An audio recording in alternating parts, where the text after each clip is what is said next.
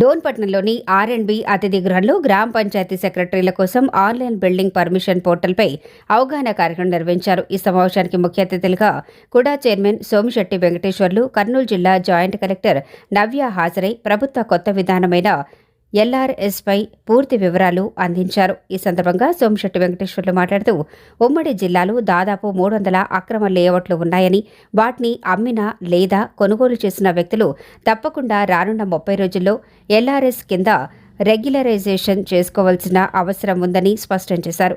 ప్రతి పంచాయతీ సెక్రటరీ తన పరిధిలో ఉన్న లేఅవుట్లను ఆన్లైన్ ద్వారా నమోదు చేసి బాధ్యతగా వ్యవహరించాలన్నారు. కార్యక్రమంలో కూడా PO 1 Mohan Kumar, PO 2 Vijayabhaskar, APO Hayat Mohiuddin, municipal commissioner Prasad Goud, panchayat సెక్రటరీలు తదితరులు పాల్గొన్నారు.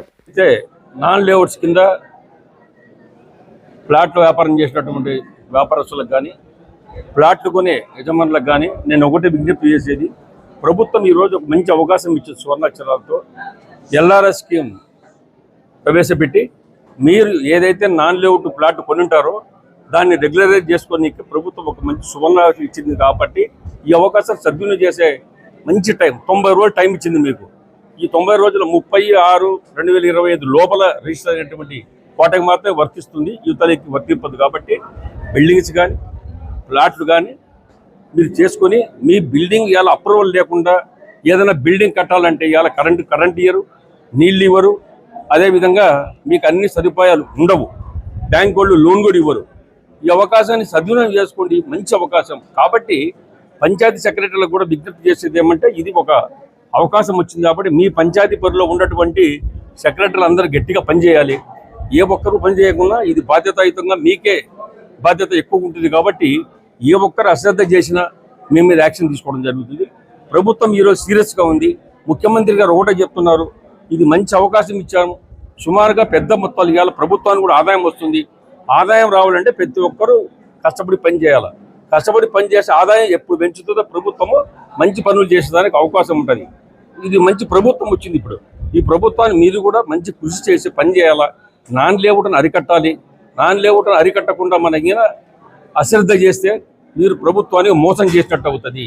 మేము చూస్తున్నాము, జిల్లాలో 2 జిల్లాల్లో కలిపి నంద్యాల, కర్నూలు పార్లమెంటరీ పరిధిలో నేను దగ్గర మొత్తం తిరిగితే సుమారుగా 300 వరకు గత 5 ఏళ్ళు కానీ ఇంకా కానీ మొత్తం ఇప్పుడు కానీ నాన్ లేఅవుట్ ప్లాట్స్ గుర్తించాం. ఇవన్నీ కూడా రెగ్యులరైజ్ చేసుకోవాలి. వాళ్ళందరూ విజ్ఞప్తి చేస్తున్నా, ఎవరైతే రియల్ ఎస్టేట్ దందా చేస్తున్నారో మీరు ఏదైనా సరే అది ఈ అవకాశాన్ని మీరు సద్వినియోగం చేసుకుంటే మాత్రం సీరియస్ యాక్షన్ ఉంటుంది. ప్రభుత్వం కూడా ఈరోజు సీరియస్గా ఉంది. కాబట్టి ఈ అవకాశం తీసుకోండి, మంచి అవకాశం తీసుకొని ప్రభుత్వానికి చెల్లించవలసినటువంటి రుసుము చెల్లించి ప్రజలకు అన్యదా మోసం చేయొద్దండి. మోసపోయినటువంటి ప్రజలు ఎంతోమంది నాన్ లేఅవుట్ కింద కొన్నటువంటి ప్రజలు చాలామంది ఉన్నారు. వాళ్ళందరూ కూడా మేల్కోండి. ఇలా ప్రభుత్వమే మీ దగ్గరకు వస్తూ ఉంది. మీ దగ్గరకు వచ్చి మీ పని చేస్తాం, చేయించుకోండి, ప్రభుత్వానికి కావాల్సిన రుసుము చెల్లించండి అని చిత్తశుద్ధితో పనిచేస్తుంది ప్రభుత్వం. కాబట్టి ఈ అవకాశాన్ని సద్వినియోగం చేసుకొని మీరు ఎటువంటి పరిస్థితుల్లో మిస్ చేయొద్దండి అని తెలియజేస్తున్నారు.